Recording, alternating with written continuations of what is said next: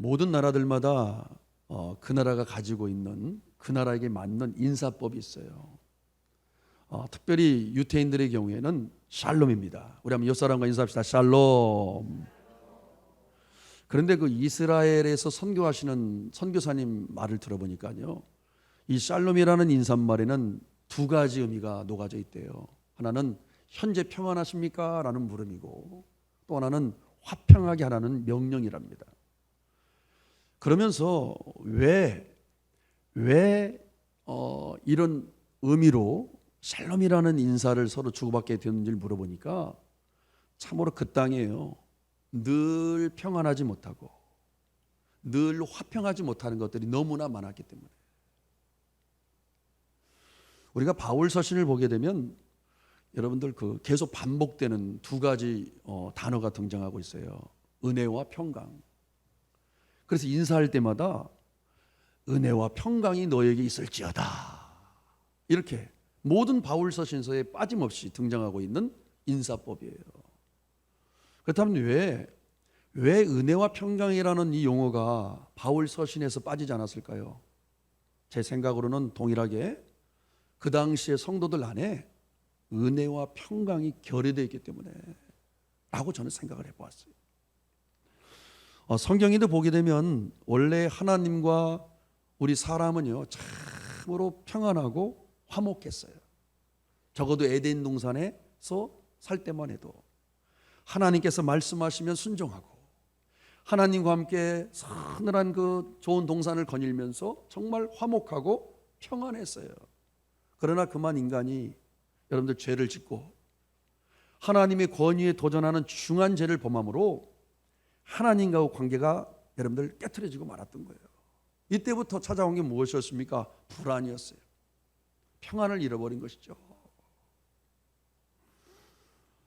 그리고 더 나아가서 첫사람 아담의 아들이었던 가인이 동생 아벨을 돌로 쳐 죽이는 사건이 벌어졌어요. 이를 통해서 이제는 사람과의 관계에도 이제는 여러분들 평화가 깨어지고 말았어요.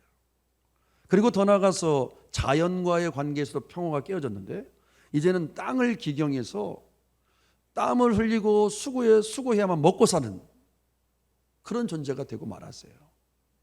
그리고 심지어는 이제는 죽게 되는 존재가 되고 말았어요. 원래 우리는 죽지 않는 존재였거든요, 에덴 동산에서. 그러나 죄를 짓고 우리가 하나님과의 평화가 깨어지면서부터 하나님과의 관계뿐만이 아니라 사람과의 관계, 그리고 자연과의 관계, 그리고 심지어는 죽게 되는 존재가 되었다는 사실이에요. 그래서 하나님께서는 친히 인간의 옷을 입고 이 땅에 오셔야 됐던 것이죠. 화목제물로 오신 거예요. 화목제물. 죄로 말미암아 하나님과 우리 인간 사이를 누가 연결시켜야 될 분이 존재해야 됐는데, 하나님께서 친히 인간의 옷을 입고 예수라는 아들의 형상을 가지고 이 땅에 오셔서 화목제물이 되어주셨던 거예요. 죽기까지 모든 죄값을 뒤집어 쓰고 대신 피를 흘리시며 죽으셔야 됐던 것이죠. 왜? 피 흘림이 없으면 죄사함이 없었기 때문에. 그래서 우리 인간이 다시 회복한 게 무엇입니까? 평안이었어요. 그 에덴 동산에서 누렸던 평안을 다시 예수님 덕분에 다시 회복했던 것이죠. 그래서 이사야 9장 6절에 보게 되면 이렇게 소개해주고 있어요. 이는 한 아이가 우리에게 낳고 한 아들을 우리에게 주신 바 되었는데 그 어깨에는 정사를 메었고 그 이름은 기묘자라 모사라 전능하신 하나님이라 영존하시는 아버지라. 따라서 합시다. 평강의 왕이라. 우리 안에 평강의 왕으로 오셨어요. 평강의 왕으로. 그래서 이제 요한복음의 14장에 보게 되면 이 평강의 왕이신 예수님께서 우리 안에 오셔서 직접 어떤 말씀을 해주셨나. 오늘 본문 말씀이에요. 우리 요한복음 14장 27절 다시 한번 크게 얘기했습니다. 평안을 시작. 평안을 너희에게 끼치노니 곧 나의 평안을 너희에게 주노라. 내가 너희에게 주는 것은 세상이 주는 것과 같지 아니하니라. 너희는 마음에 근심하지도 말고 두려워하지도 말라. 역시나 나의 평안을 너에게 주노라. 그런데 여기에서 여러분들 나의 평안이라는 말에 주목해야 돼요. 무슨 얘기죠? 나는 평안의 셈이자 근원이라는 얘기예요. 나의 평안. 평안이 누구로부터 와요? 예수님으로부터. 평안의 나는 샘물이자 나는 근원임을 오늘 말씀해 주는 거 있다는 사실이죠. 그러나 우리는 어떻습니까? 평안을 다른 데서 구하고 있어요. 많은 인생들이. 여러분들 편리함과 평안함은 완전히 다릅니다. 돈이 우리에게 편리함을 줄 수가 있어요. 그러나 평안함을 주지 못합니다. 솔직하게. 돈을 많이 가진 사람들이 평안하냐? 아니거든요, 여러분들. 편리함과 평안함은 다른 거예요. 이 평안함은 오직 예수 그리스도 안에만 있어요. 하나님과의 좋은 관계로 있을 때만 가능한 거예요. 그래서 오늘 본문을 보면 예수님께서는 내가 너에게 주는 평안은 이 세상이 주는 것과 다르다고 오늘 말씀해 주고 있어요. 내가 너희들에게 주는 평안은 이 세상이 주는 것과 같지 아니하리라. 예수님이 주는 평안은 어떤 평안이길래 그럴까요? 이것은요, 땅에 속한 평안이 아니라 하늘로부터 임하는 평안이기 때문이에요. 우리가 예수님 안에 있을 때 예수를 믿는 자에게 주시는 평안은 여러분 어떤 평안이냐면 두려움과 불안을 몰아내는 평안이며 무엇보다도 여러분들 죄와 죽음이라는 우리 인간이 해결할 수 없는 그 문제를 해결할 수 있는 영원한 평안이기 때문에 이 평안은 세상과는 다른 평안이죠. 영원한 평안이에요. 죽음을 이길 수 있는 영원한 평안이에요. 그래서 예수 안에 있는 자는 여러분들 세상 사람들이 알 수 없는 그 죽음까지도 이길 수 있는 영원한 평안을 소유하고 있다는 사실이죠. 그래서인지 예수님께서는 부활하신 후에 제자들에게 나타나셔서 가장 먼저 하신 말씀 또한 이거였어요. 너희에게 평강이 있을지어다. 누가복음 우리 24장 36절 읽겠습니다. 이 말을 할 때에 예수께서 친히 그를 가운데 서서 이르시되 너희에게 평강이 있을지어다 하시니, 따라잡시다. 너희에게 평강이 있을지어다. 평강의 왕으로 오셔가지고 이 땅에 공생에 사역하시면서도 평강을 잃어버린 자들 찾아다니셔서 평안을 회복시켜 주셨고, 또 여러분 십자가에 달리셔서 돌아가신 후에 부활하시고 나서도 처음으로 부활하신 예수님께 처음으로 하신 말씀도 너에게 평강이 있을지어다. 그러면 한번 이 당시의 한 장면을 생각해 보세요. 제자들이 여러분들 얼마나 인간적으로 보면 얼마나 제자들에게 배신감을 느꼈겠습니까? 다 배신했잖아요. 그래서 제가 만약 예수님이라면 이렇게 얘기했을 것 같아요. 얘들아, 내가 살아났다. 내가 너희들에게 말한 대로 됐잖냐. 그런데 너희들 내가 십자가에 달려 죽을 때 어디 있었냐? 너희들 아무도 안 보이더라? 너희들 다 도망갔지? 이 믿음 없는 것들 이라고 하면서 혼내줄 법도 안 돼. 예수님께서는요, 그들을 찾아오셔서 너에게 평강이 있을지어다 또 이렇게 말해 주셨다는 사실이에요. 이처럼 우리 예수님은 평강의 왕으로 오셨어요. 우리가 죄로 말미암아 그 하나님과의 관계 속에 잃어버린 평안을 회복시켜 주시기 위해서 끊임없이. 그런데 우리들의 문제는 뭐예요? 우리는 평안을 소중히 여기지 않는다는 거예요. 평안을 너무나 자주 쉽게 잃어버리고 산다는 사실이죠. 아니 간절하게 평안을 원하지만 실상은 너무나 많이 우리 마음속에서 근심과 한숨이 너무나 커져만 가고 있다는 사실이에요. 그러다 보니까 원망과 불평으로 가득 차 있는 성도들이 많이 있어요. 그리고 다툼과 그 끊임없는 그 분노가 치밀어 오르는 가득 쌓여 있는 공동체와 가정들이 많아요. 밤을 못 이룰 만큼 잠을 못 이루는 사람들이 많아지고 있고, 특히나 그 장래의 그 일에 대하여 두려워하는 젊은이들이 또 많고, 이처럼 여러분들 현대인은 점점 뭐를 잃어가고 있어요? 평안을 잃어버린 존재가 되어가고 있다고도 과언이 아니에요. 편리한 말을 주는 그 신기루를 쫓아서 여러분들 평안을 잃어버린 채로 살아가고 있어요. 평안이 무엇인지를 몰라요. 그렇다면 우리가 왜 평안을 지키는 일이 중요할까요? 저는 여러 차례 말씀을 드렸어요. 저와 여러분들이 평안을 잃어버리는 순간 우리 마음에 금이 생겨서 이 틈 사이로 이 원수마귀 사단이 들락달락하면서 많은 문제를 야기하기 때문이에요. 여러분들 잘 생각해 보세요. 우리가 언제 죄를 짓습니까? 언제 죄를 짓죠? 평안을 잃어버렸을 때. 실제로 그렇습니다. 저도 마찬가지예요. 마음이 흔들리고 평안을 잃어버렸을 때 무엇인가를 대신 채울 수 있는 무언가를 딱 붙잡아요. 그게 우리 인간이에요. 술을 붙잡든지 사람을 의지하든지 거짓말을 한다든지 뭐 이상한 걸 본다든지 평안이 깨어졌을 때 그 틈 사이로 원수마귀 사단 우리를 내버려 두지 않기 때문에 평안은 너무나 소중한 거예요.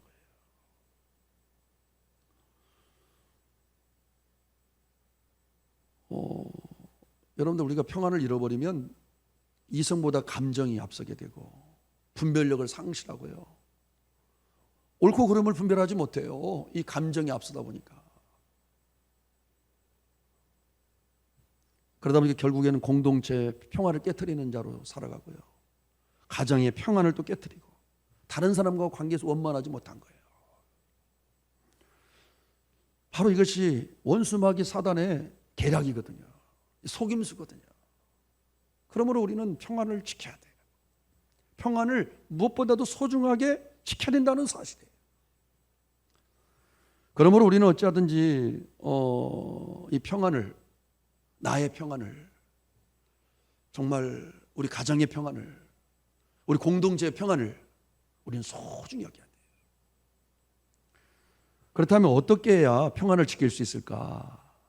오늘은 특별히 평안을 끝까지 지키셨던 예수님을 교훈 삼아서 우리가 4가지로 평안을 지키려면 어떻게 해야 되는가 살펴보겠습니다. 첫 번째, 평안을 지키려면 예수님처럼 하나님 아버지에 대한 절대적인 믿음을 가지고 있어야 돼요.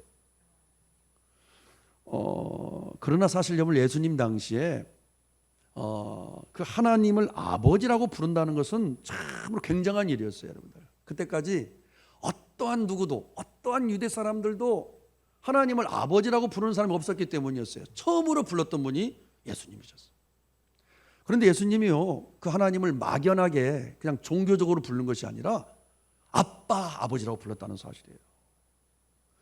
4-5살 먹은 어린아이가 부르는 것처럼 그 겟세마네 동산에서 마지막 그 주님께서 그 고통과 싸우실 때에 예수님께서요, 아빠라고 불렀다는 사실이에요. 그렇습니다. 이 하나님은요, 예수님의 아빠였어요. 아바마마가 아니라 아빠였다는 사실이에요. 이게 상당히 중요합니다. 그래서 겟세마네 동산에서 이렇게 얘기하지 않습니까? 아버지, 이 잔을 내게서 옮길 수 있다면 옮겨 주시옵소서. 그러나 내 원대로 마옵시고 아버지 원대로 되길 원합니다. 아버지라는 말을 계속 사용해요. 아빠. 원어를 보게 되니까 이런 얘기, 아빠는 하실 수 있잖아요. 나의 힘든 십자가에 지기 싫어요. 그러나 아빠가 원한다면 할게요. 여러분들 얼마나 아버지에 대한 신뢰가 있었으면, 아버지와 얼마나 깊은 신뢰 관계가 맺혀졌으면 이런 고백을 할 수 있을까요, 여러분들? 그게 예수님이에요. 그런데 예수님께서 이제는 그 예수님을 영접하고 믿는 자에게도 그 하나님을 아버지라고 부를 수 있는 특권을 주셨어요. 권세를 주셨어요. 우리 한번 요한복음 1장 12절 말씀 읽겠습니다. 시작. 영접하는 자, 곧 그 이름을 믿는 자들에게는 하나님의 자녀가 되는 권세를 주셨으니, 신분이 바뀌었다는 거예요. 사람의 아들 딸에서 하나님의 아들 딸로, 그러므로 하나님을 아버지라고 부를 수 있게 된 거예요. 신분이 바뀌었기 때문에. 그래서 우리는 예수님을 인하여, 아니 예수님을 따라서 하나님을 아버지라고 부를 수 있게 된 거예요. 그래 놓고선 예수님께서는 우리들에게 뭘 가르쳐 주셨어요? 기도를 가르쳐 주셨는데, 잘 보세요. 주기도문을 가르쳐 주셨는데요, 이렇게 기도하라 라고 하시면서 하늘에 계신 우리 아저씨여 라고 하지 않고, 하늘에 계신 우리 이모부여 라고 하지 않고, 하늘에 계신 우리 아버지여. 너무나 중요한 얘기예요. 기도를 가르쳐 주시면서 너희들 기도할 때마다 그 하나님을 아버지라고 생각하고 아버지라고 부르며 아버지로 신뢰하며 기도하라고 가르쳐 주신 거예요. 더 나아가 이제 영으로, 성령으로 우리 안에 오셔서 또 우리 안에서 계속 그분께서 아들의 영이시잖아요. 그래서 우리 안에서 아빠 아버지라고 계속 그 하나님을 부르도록 이끄신다는 사실이죠. 이를 갈라디아서 4장 6절에서 이렇게 말하고 있어요. 너희가 아들이므로 하나님이 그 아들의 영을 우리 마음 가운데 보내사 아빠 아버지라 부르게 하셨느니라. 로마서 8장 15절에도 보게 되면 너희는 다시 무서워하는 영을 받지 아니하고 양자의 영을 받았으므로 우리가 아빠 아버지라고 부르짖느니라. 그래서 저는 여러 차례 우리 성도가 예수님을 통해서 가장 크게 복을 받은 것이 무엇이냐고 물어본다면 바로 그 하나님을 아빠 아버지라고 부르게 된 거예요. 야. 그리고 더 나아가서 우리 성도의 특권이 무엇일까요?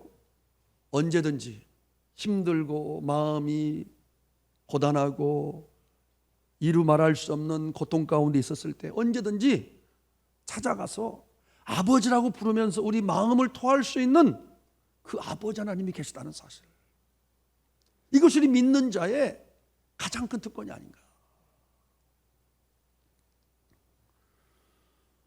여러분, 이 세상에서 가장 속도가 빠른 게 한 가지가 있대요. 그 뭐냐면 자녀가 아빠를 부를 때 아버지가 달려오는 거 속도래요. 총알 속도도 빠르다고 그래요. 이야, 우리는 그런 아빠 하나님을 가지고 계신다니까요. 얼마나 든든합니까? 그런데 그 아버지 하나님은 천지를 창조하신 분이세요. 없는 걸 있게 하시고 안 되는 걸 되게 하시고 할 수 있게 하신 능력의 하나님이세요. 아멘. 여러분, 든든하지 않아요? 오늘 든든하지 않습니까? 그래서 믿음이라는 것은 그 아빠 하나님이 내 옆에 계시다는 거, 그리고 아빠 하나님을 바라보는 것이 믿음이에요. 아빠 하나님이 내 옆에 계시다는 사실을 알고 어떤 상황일지라도 아빠 하나님을 바라보며 살아가는 것, 그게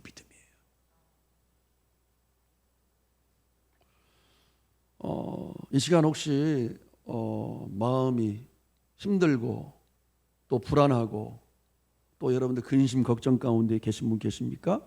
이 시간 아빠 하나님께서 이렇게 말씀하세요. 샬롬 샬롬 샬롬 샬롬 샬롬 샬롬 내니 두려워 말아라 나의 아들 나의 딸아 안심하라 샬롬.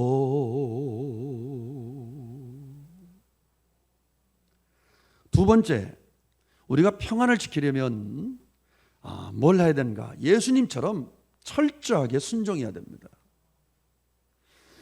예수님은요 뭘 잘했냐면 순종을 잘하셨어요. 그래서 하나님 아버지의 효자가 되셨어요. 예수님의 별명이 뭐냐? 효자였어요. 하나님 아버지의 효자. 하나님 아버지를 기쁘게 하는 자, 하나님 아버지의 마음을 시원케 드리는 자. 왜? 순종을 잘했기 때문에. 근데 그럴 때마다 어떤 일이 있었어요? 우리가 아는 것처럼 예수님께서 하나님 아버지께 순종할 때마다, 그래서 하나님 아버지를 기쁘게 할 때마다 어떤 일이 있었어요?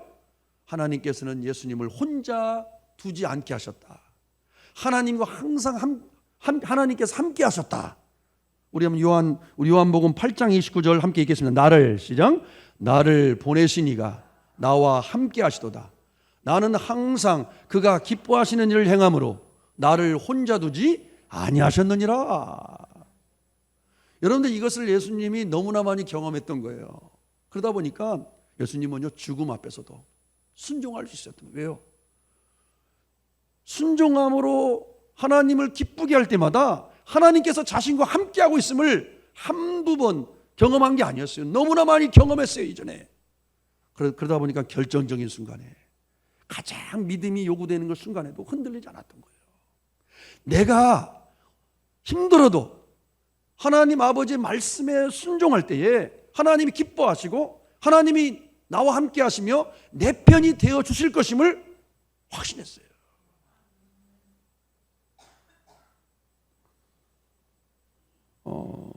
여러분들 한번 생각해 보세요. 우리가 불안을 느끼지 않으려면 하나님과 충돌해서는 안 돼요. 절대로 여러분들 하나님과 충돌하지 말아야 돼요.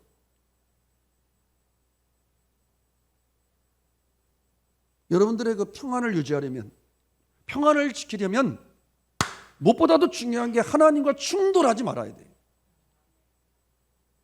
이게 너무나 중요한 사실이에요. 우리가 언제 충돌할까요? 순종하지 않을 때. 그렇죠? 우리가 언제 하나님과 서먹서먹해집니까? 순종하지 않고 살아갈 때. 우리가 언제 하나님과 불편해지죠? 말씀에 순종하지 않고 거여갈 때, 성령을 근심시킬 때. 한번 생각해 보세요. 육신의 아버지와 사이가 좋지 않으면 마음이 평합니까? 평안하지 않습니까? 육신의 아버지와 여러분들 관계가 좋지 않으면, 충돌하면 여러분들 마음이 평안할 수가 없어요. 동일해요. 마찬가지예요.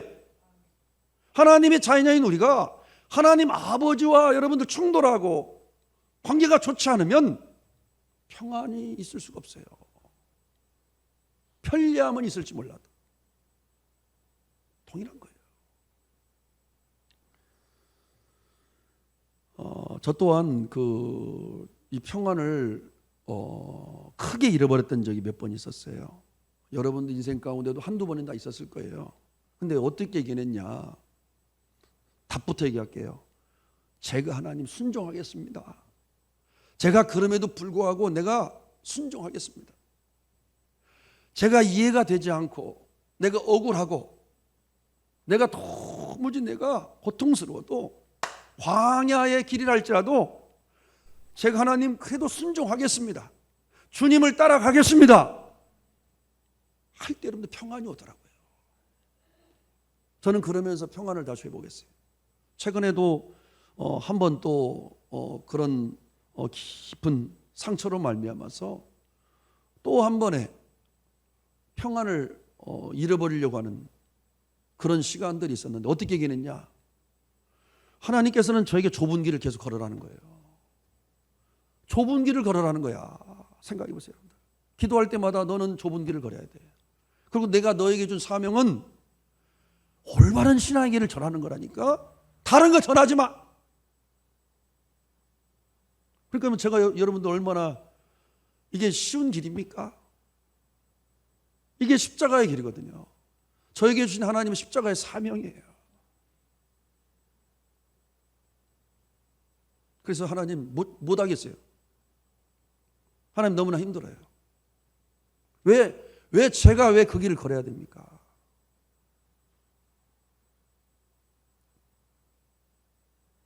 그런데 제가 여러분들 은혜를 받았어요. 이상하게. 책 한 권, 여러분 책을 읽는다는 게 너무나 중요한 거예요. 예수가 없다라는 그 쉬운 예수는 없다라는 책을 읽으면서 하나님의 음성을 들은 거예요. 그러면서 제가 뭘 고백했냐면 하나님, 내가 광야라 할지라도 제가 힘든 길이라 할지라도 이 길이 좁은 길이라 할지라도 내가 주님을 따르겠습니다. 했더니요 평안이 쫙 밀려오는 거예요. 하나님 받으신 거예요. 하나님 기뻐하신 거예요. 순종한다고 할 때 하나님 기뻐하시더라고요. 분명 이 불순종을 통한 이 하나님과의 불안은 우리 안에 불안의 씨앗을 심는 것밖에 되지 않아요. 그러므로 우리는 어서 더럽고 냄새나는 죄를 던져 버려야 돼요. 그래서 하나님과의 어그러진 관계를 빨리 회복해야 돼요. 불편한 관계를 빨리 회복해야 돼요. 왜 하나님과 내가 지금 막혀 있는지를 알고 빨리 그걸 뚫어야 돼요.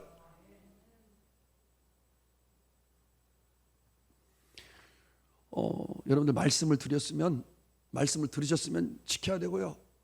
여러분들 진리를 확신했다면 그 진리를 이제 따를 수 있어야 되고, 진짜로.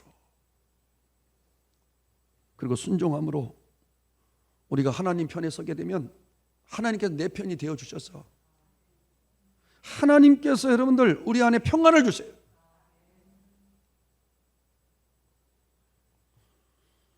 우리가 순종할 때 어떻게 된다고요? 하나님이 기뻐하심으로 나를 혼자 두지 않게 하세요. 나와 함께 하신다니까요. 내 편이 되어 주신다니까요. 세 번째, 우리가 평안을 지킬 수 있으려면 예수님처럼 간절히 기도해야 됩니다. 왜냐하면 여러분, 예수님의 평안의 비결은 다른 데 있지 않았어요. 기도에 있었기 때문이에요. 예수님은 정말 날마다 하나님의 아들이셨음에도 불구하고 새벽명에 일어나서 기도하셨고, 산기도, 작정기도, 통성기도, 복음서에 보게 되면 예수님은 온통 기도하는 사람이었어요. 하나님 아버지를 향해서 기도하셨어요. 하나님의 아들임에도 불구하고 대표적인 그 감동적인 그 장면이 겟세마네 동산에 기도하실 때예요. 야, 여러분들, 예수님께서 얼마나 힘이 지셨을까요? 세상을 지신 어린 양이었어요. 세상의 모든 죄의 짐을 지고 가는 어린 양이었어요. 말할 수 없는 수치와 고통이 그에게 있었어요. 그리고 이루 말할 수 없는 고뇌가 있었어요. 정말 누구도 상상할 수 없는 그 고통을 경험해야 됐다니까요. 그리고 그의 영혼은 쇠약해졌어요. 그래서 적어도 이때만큼은요, 원수마귀 사단이 완전히 승리하는 것 같았어요. 정말 음산했고요, 이 시간은 사탄의 시간이었고 정말 어둠의 시간이었던 것처럼 보였어요. 그러셨든지요, 여러분들 성경에 보면 예수님도 잠깐 흔들렸어요. 잠깐 예수님도 평안을 잃어버린 듯 하셨어요. 그런데 예수님의 탁월함이 뭡니까? 곧바로 하나님 앞에 무릎을 꿇으셨어요. 그리고 여러분들 성경을 보면 피땀을 흘리셨다. 피땀을 흘리면서 기도하셨다고 되어 있어요. 피땀을 흘리셨다. 피땀을 흘리시면서 전력을 다해서 기도하셨어요, 예수님께서. 그리고 나셔서 예수님이요, 평안을 회복하셨어요. 그 장면을 어떻게 알 수가 있느냐? 잠을 자고 있던 제자들에게 이렇게 얘기합니다. 이놈들아, 일어나라. 함께 가자. 나를 파는 자들이 가까이 왔느니라. 무슨 얘기예요? 죽으러 가자는 거예요. 그 죽음이 두렵지 않다는 거예요, 이제요. 왜? 평안을 주셨어요, 하나님께서. 여러분들, 이 예수님의 이 비결은 어디서 나왔어요? 기도에서 나왔어요. 이 기도의 신비예요. 그러므로 오늘 본문에서 나의 평안을 너에게 주노니라는 말은 이런 얘기예요. 너희들도 나처럼 기도하면 이런 평안을 소유하게 되어 있다. 그런 얘기예요. 특별히 제 경험으로 볼 때, 우리가 회개하며 기도할 때, 정말 우리가 기도하며 회개할 때에 세상 사람들이 알 수 없는 평안을 맛보게 돼요. 여러분 경험하셨죠? 정말 눈물 콧물 흘리면서 정말 그 하나님 앞에 진심으로 우리가 회개하게 될 때 어떻습니까?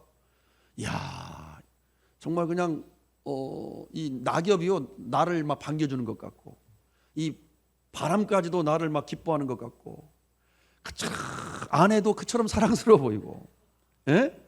그 애새끼들도 그렇게 이뻐 보이고. 경험하셨을 거예요, 여러분들. 그 문제도 여러분들, 문제는 그대로 있는데 문제가 개비만해져 보이고. 세상 사람들이 경험할 수 있는 평안이에요. 회개할 때, 하나님 관계가 회복될 때. 그리고 또 한 가지 제 경험으로 볼 때, 그럼에도 불구하고 제 모든 짐을 주님 앞에 맡기면서 감사하며 기도할 때 여러분들 평안을 맛보게 됩니다. 여기서 맡긴다는 것은 여러 차례 말씀드린 대로 배구 경기에서 이쪽 네트 저쪽 네트로 토스해서 넘기는 걸 얘기하고 있어요. 하나님께 모든 걸 토스하는 거예요. 내가 감당하지 않는 거예요. 그러면서 미리 감사하는 거야. 하나님이 해주실 것을 믿고, 왜 넘겼으니까, 하나님께 토스했으니까 미리 하나님이 해주실 거라고 믿고 감사하는 거예요. 그때 여러분들 참 세상 사람들이 알 수 없죠, 이 맛을. 저는 종종 그러면서 이런 찬양을 해요. 염려다 맡기라 주가 돌보시니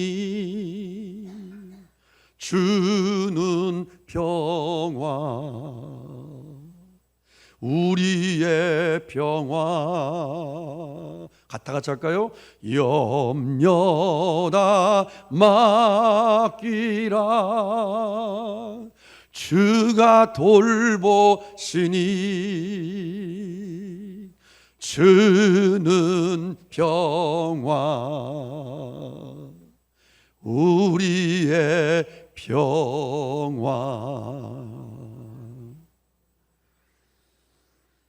바울 사도 또한 여러분들 감옥 안에서, 다른 곳이 아니고 감옥 안에서 이렇게 우리에게 외쳤어요. 빌립보서 4장 6절 7절 우리가 잘 아는 구절에 읽겠습니다. 아무것도 시작. 아무것도 염려하지 말고 오직 모든 일에 기도와 간구로 너희 구할 것을 감사함으로 하나님께 아뢰라. 그리하면 모든 지각에 뛰어난 하나님의 평강이 그리스도 예수 안에서 너희 마음과 생각을 지키시리라. 믿으시면 아멘 하시길 바랍니다. 이게 여러분들 기도의 신비예요. 분명 우리 하나님은요, 원망이 아니라 감사를 선택하는 사람 편에 서고 승리하게 해주세요. 그리고 보너스로 그럼에도 불구하고 미리 감사하며 기도하는 자에게 평안을 주신다니까요. 마지막 네 번째, 우리가 평안을 지키려면 예수님처럼 희생해야 됩니다. 여러분들, 우리에게 그 영원한 평안을 주시기 위해서 누가 희생하셨죠? 예수님께서 말할 수 없는 십자가에 희생을 하신 것처럼, 여러분들 평안을 위해서는 누군가가 대신 십자가를 져야 돼요. 누군가가 희생을 할 수 있어야 우리 안에 평안이 임하게 되는 것이 성경의 법칙이에요. 가정의 평안도 마찬가지예요. 공동체의 평안도 마찬가지예요. 누군가가 희생하고 수고할 때, 누군가가 정말 대가를 지불할 때 우리 모두에게 평안이 임하는 거예요. 저절로 임하지 않습니다, 여러분들. 그러기에 예수님께서 이렇게 말씀하신 거예요. 마가복음 8장 34절인데 읽겠습니다. 무리와 시작. 무리와 제자들을 불러 이르시되 누구든지 나를 따라오려거든 자기를 부인하고 자기 십자가를 지고 나를 따를 것이니라. 너희들이 나를 따라오려거든 한마디로 자기를 부인하고 자기 십자가를 지고 따라와야 된다. 한마디로 뭐예요? 희생해야 된다. 왜? 너가 희생해야 너를 통해서 평안이 그 가정에, 그 일터에, 공동체에 임할 수 있기 때문이에요. 너가 너를 부인하고 십자가를 져야만 너의 가정에 평안이 임하기 때문이에요. 그것이 주님을 따르는 길이에요. 한마디로 바보가 되는 것이죠. 우리 예수님만큼 바보가 어디 있어요? 여러분 생각해 보세요. 그러므로 우리는 이런 말이 있어요. 장님이 돼야 되고요, 귀머거리가 돼야 되고 좀 바보가 돼야 된다. 교회 안에서 여러분들 어떤 사람들이 문제를 이야기해요? 너무 똑똑한 사람들. 너무나 똑똑한 사람들이 결국은 모든 문제를 이야기하는 거예요. 너무나 똑똑한 사람이 가정이 있을 때 가정이 평안하지 못해. 너무나 똑똑한 사람들이 교회 안에 있을 때 문제를 이야기하는 거예요. 평화를 깨뜨리는 거예요. 바보가 되십시오. 예수님처럼 안다고 다 아는 것처럼 얘기하지 말고. 그런데 이 바울 사도는요 참 탁월한 분이에요. 우리가 자기를 부인하고 자기 십자가를 지고 우리가 만들어야 될 사명이 무엇인가, 성도의 사명이 무엇인가를 분명하게 말씀해 주었어요. 우리 고린도후서 5장 18절 말씀 읽겠습니다. 모든 것이, 시작. 모든 것이 하나님께로서 났으며 그가 그리스도로 말미암아 우리를 화목하게 하시고 또 우리에게 화목하게 하는 직분을 주셨으니, 따라합시다. 화목하게 하는 직분을 주셨으니. 우리 성도의 직분이 어떤 직분이에요? 화목하게 하는 직분. 우리는요, 어떤 사명이 있어요? 성도에게는 화목하게 하는 사명이 있어요. 어떤 것도 평안을 깨트리는 건 마귀가 하는 짓이에요. 꼭 기억하세요. 그것이 아무리 옳은 일이 할지라도 평안을 깨트리면 안 돼요. 여러분들, 원수 마귀의 사단이 우리 공동체 안에서 누구의 평안을 깨트리라고 제일 먼저 혈안이 되어 있을까요? 목회자예요. 제 평안이 깨지면 그것이 그대로 성도들이 가거든요. 그래서 어쩌든지 어떤 성도를 통해서 목회자의 마음을 아프게 하도록 만드는 거예요. 목회자를 가라앉게 만들고 낙심하게 만들고. 결코 여러분들 그런 일이 있으면 안 돼요. 기도해 주세요. 제가 연약할 때 여러분들, 연약함이 보일 때 여러분들 기도하라고 여러분들이 계신 거예요.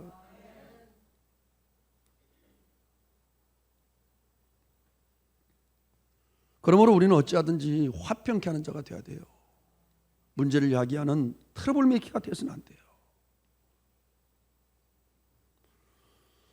무슨 얘기입니까?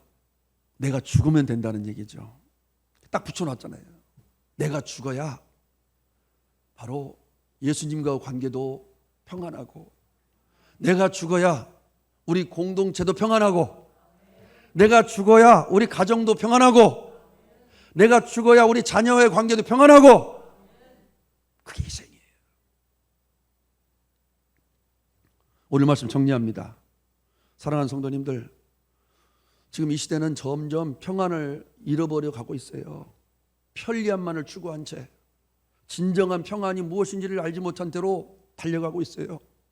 하나님과의 그 어그러진 관계를 회복시키지 않은 채 세상의 신구리를 쫓아서 살아가고 있는 성도들이 너무나 많아요. 그 평안을 소중하게 여기지 않아요. 그 평안을 지키지 못하는 성도들이 너무 많아요. 우리는 평안을 지켜야 돼요. 그러기 위해서는 첫째, 예수님처럼 아버지 하나님에 대한 절대적인 믿음을 가지고 신뢰하십시오. 전능하신 그 천지를 창조하신 아버지 하나님께서 내 옆에 계신다. 바라보십시오. 날마다. 두 번째, 순종하십시오. 세 번째, 간절히 기도하십시오. 네 번째, 희생하십시오. 그러면 예수님의 평안이 나의 평안이 될 것이고, 정말 우리가 선 자리가 평안이 가득한 천국이 되어질 거예요. 기도하겠습니다. 아버지 하나님, 우리 주님께서 그 말로 다 할 수 없는 그 십자가의 아픔과 고난과 그 피 흘림을 통하여 우리에게 있어진 이 평안을 우리가 하나님 소중히 여기지 못하고, 우리가 너무나 자주 잃어버리는 죄를 용서하여 주옵소서. 주님, 우리 사랑하는 성도들 평안을 생명처럼 소중히 여기게 하여 주옵소서. 평안을 지키게 하여 주옵소서. 예수님 이름 받들어 기도드리옵나이다. 아멘. 우리 다 함께 일어나겠습니다. 오늘 말씀에 반응하면서 우리 찬양하러 주님 앞에 나갑시다.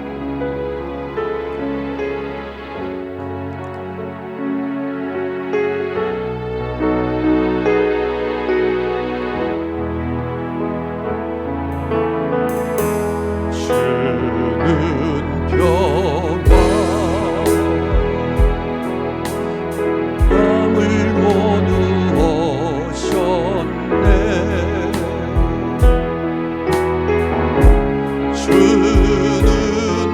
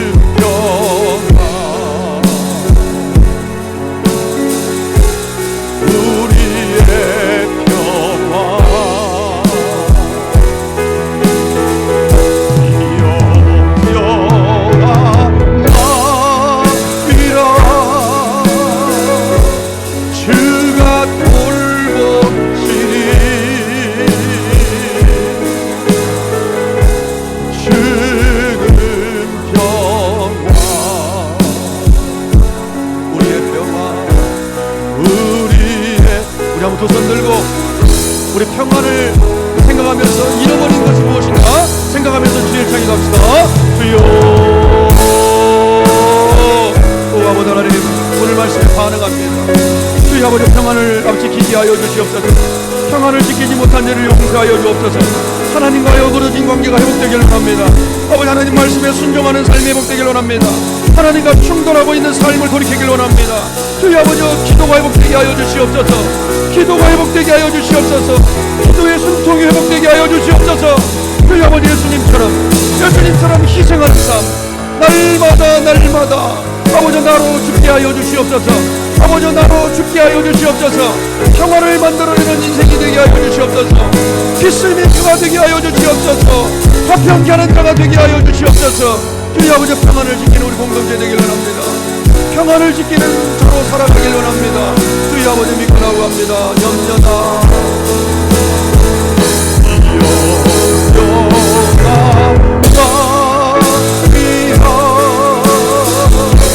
주가 돌보시니